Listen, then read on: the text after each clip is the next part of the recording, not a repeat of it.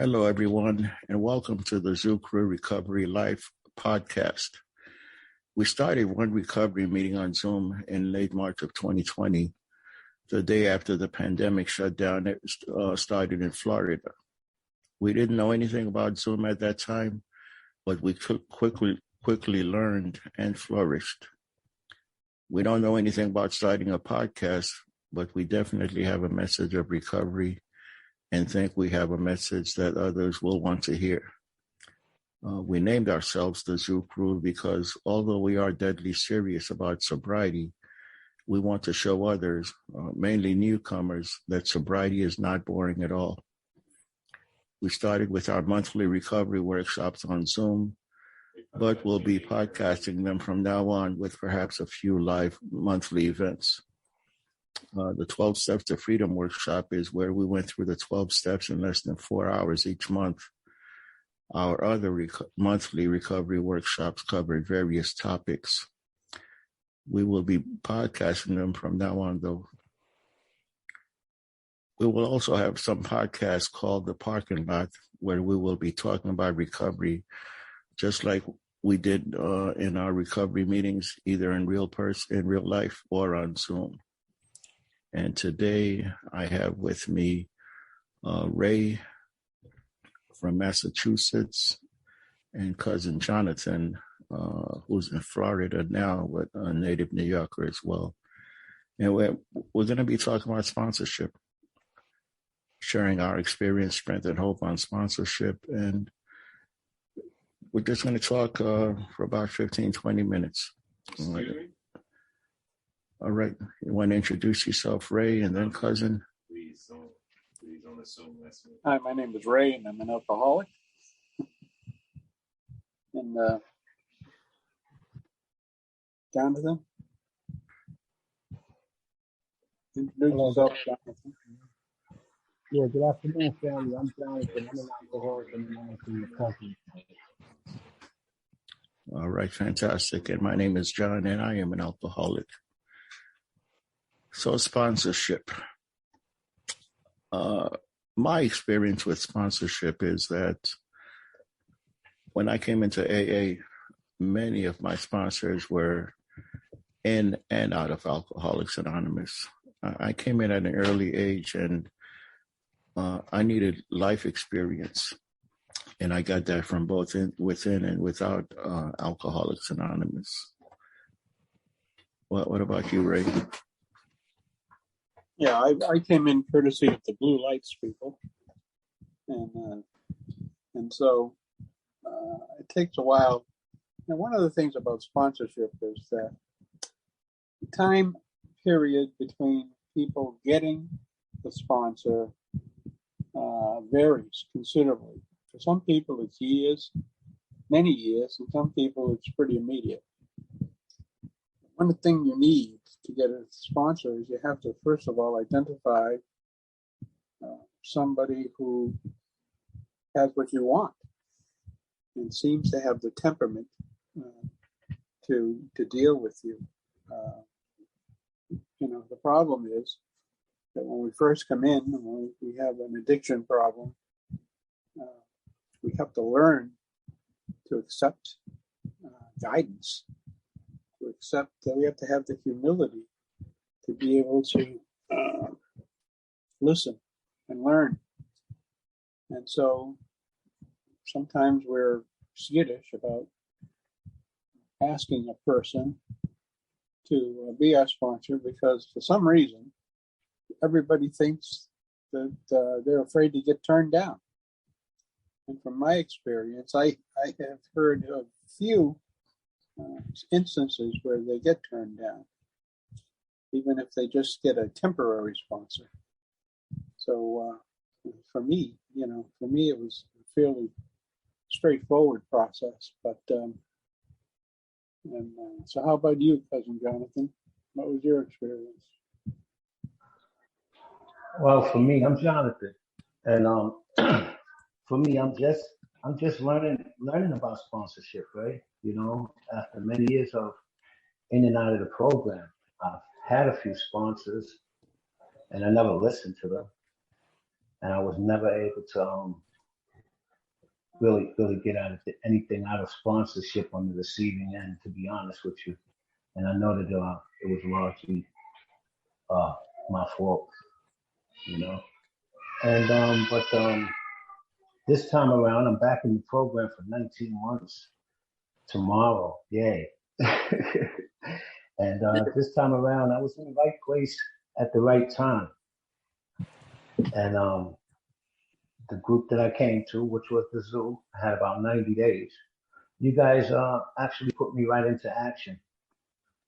And within 6 months, you guys had gave me an introduction and an understanding of the steps. And I must have accepted them pretty well. And I got a sponsor. And within 9 months, I asked him if he thought that I could sponsor someone. And he said absolutely. And so someone did ask me to sponsor them, and I started working with them, and I gave them an introduction and an understanding of the 12 steps, and they're still sober, and it's almost a year. And I've also worked with some people who I haven't had an opportunity to work with as much as I like to. But I definitely found out that sponsorship has helped me tremendously to stay sober. And for many years, I did not know what I was missing. The great gift that I have received. Every time that I sit down with somebody else and work with them, I find that I'm actually working on myself or allowing God and the program to work on me once again. So I love sponsorship. And I know that I need that as part of the recipe in my recovery. I wouldn't have it any other way.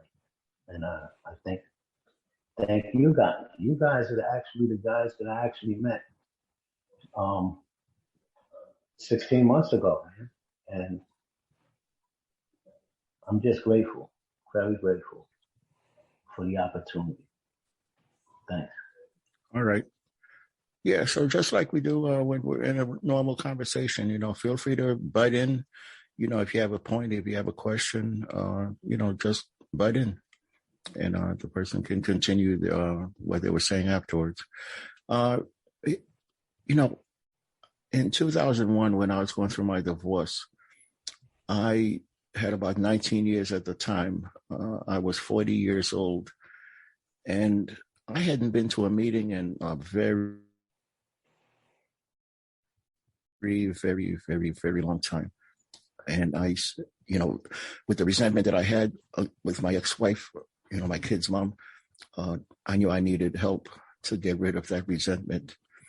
And I asked, I'm thinking I should get someone with at least 25 years of sobriety, since I had 19. That's what I thought. But I ended up getting someone who was about 56 years old. He had 14 years of sobriety. And what I realized is that I needed the life experience more than I needed someone with more AA experience than I did. Again, I was only 40 years old. I needed someone who had been there, done that, to help me with the resentment and help me get through to the other side with this divorce. And Big Bill in Fort, Big Bill really helped me out. So, yeah, it takes what it takes. Just being open-minded and willing to learn, willing to accept advice, counsel, recommendations. And I still have to be willing to talk. I don't have a sponsor now. I've been sober for many years, but I know that I cannot keep anything inside. That's the main thing. People have sponsors, but they don't use a sponsor or they don't use that person. I know I cannot keep anything inside, or I may go back out. So Well, I I think will. that's a good point, John. I think a good point is that, when we say what is a sponsor, what is the sponsor's role, what does the sponsor do?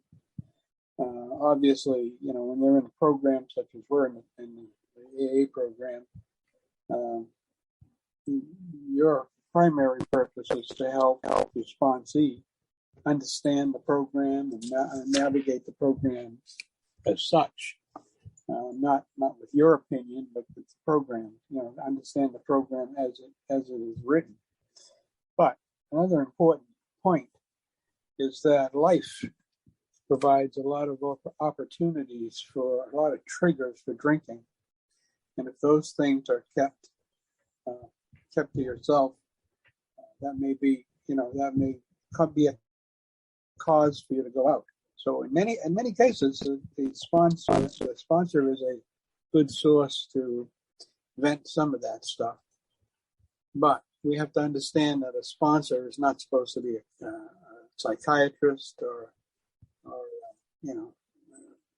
there are professional people that do those things. So we got to be careful that we're not giving medical advice or psychological advice, but we can listen. And since we do have similar issues, we may have gone through, like you used as an example, a divorce, and you might be very helpful to somebody in that type of scenario, and many other types of scenario that have to do less with addiction than with life. Yeah, absolutely. Absolutely. And there are so many people who have a problem with the word sponsor. I guess I have to admit I was one of those. Because you don't need a sponsor in AA anymore. To me, a sponsor when AA first started was someone. You couldn't even get to an AA meeting without someone sponsoring you into AA. So, but sponsorship is the lifeblood of AA, and that we will always need, and will always be useful in recovery. Because one alcoholic talking to another is what this thing is about: sharing experience, strength, and hope. Absolutely. Yeah. Certainly, those of us who go to a lot of meetings and different meetings and have been around for a while have heard the expression. John being an ex-Marine, I guess you're never an ex-Marine, but drill instructors today are not the drill instructors of 30 years ago either. And so sponsors today are not the sponsors of your grandfather either. It's sort of a kinder, gentler environment today than in both cases to accomplish the same objective, same results. So there's a lot more democracy, shall we say, in today's addiction programs than there used to be in the old days. And you can see that when you do commitments and you go to different rehabs and do your commitments, and you can see that there's a lot more flexibility as to whether the patients are required to come in and listen to the commitment or not. A lot of different things. So it's a different world. It's a different world, but the program hasn't changed. The writing hasn't changed considerably. So we need to make sure that we're always going back to the basics. No, I agree. Hey, cousin, jump in at any time. Again, just jump in. I'm right here, and I'm appreciating everything that you guys are saying, and I it made me think about what is sponsorship. If I was to sum it up into just a few words, what is a sponsor's job? I would say what I always say, man, and this is what I truly believe. The sponsor's job is to get me in touch with a power greater than myself that can solve my problems, and if he does that, then he's done a great job, And when I asked my sponsor to be my sponsor, I'm not going to give his name right now. When I asked my sponsor to be his sponsor, to be my sponsor, that's kind of how he put it to me. He told me that he wasn't going to hold my hand. and he wanted to put me in a position where I would no longer need him all the time. And at first I didn't understand that, and I felt like they were going to be distant, but that turned out not to be the case. It was the exact opposite. He wanted to see me not dependent but independent and walking side by side with him eventually. And that day is coming. That day is coming. So, I can understand that concept, and I get with that concept. And whenever someone asks me to sponsor them, one of the first things that I tell them is, you guys heard me say this. Hey, look, we're going to be doing this together. We're going to be doing this together. And that works, and it makes me feel more comfortable, and I know it makes them feel more comfortable, and then we get down to it. Yeah, and that's what I say is my job is to get you to the point where you don't need me anymore. Just like with my kids, we all have kids. My job was to raise my kids. They're not 29 and 30. My job was to raise my kids to help them become independent. I don't want my kids coming to me for every little thing. So that's how I treat sponsees, to help them to the point where they are independent, where we become friends eventually. And, they'll call me up and say, hey, John, last week I had a situation and this is how I dealt with it. And I'll either say, I agree with you. I would have done the same thing. Or I may say, next time, why don't you try something else? Why don't you try it this way? But nothing is set in stone. Nothing is set in stone. There are different styles for everyone. And, there are some people who have the same sponsor for 10, 20, 30, 40 years more, and that works for them fine. For me, this is a way of life. And I just want to see how you live this thing, and not how you talk it. Yeah, people are variable. Everybody's different. You have to. One of the things that I do as a sponsor is I try to understand, what motivates people, what style they like. Some sponsees want very, very tight structure. They want to be told exactly what to do, and some don't want to be told exactly what to do. And so, the people are all different. And then the other thing about sponsorship too is that you have to realize that relationships are very difficult. And so you may just pick a sponsor that you just can't tolerate. And there's nothing wrong with moving on to another sponsor, because the ultimate objective here is for the sponsee to get well. If they can't get well under that certain human being, then they need to move on. Yeah, it's not a lifetime marriage. Absolutely. That's for sure. But all right, guys. This is our first session sitting down and doing this. We can carry on next week. I think we've only scratched the surface. I think we can go even deeper with this topic. But yeah, I'm going to stop it right here. And thank you, everyone, for listening. Thank you for being here. Okay, John. Thank you. Thank you. And thank you, John, and yours.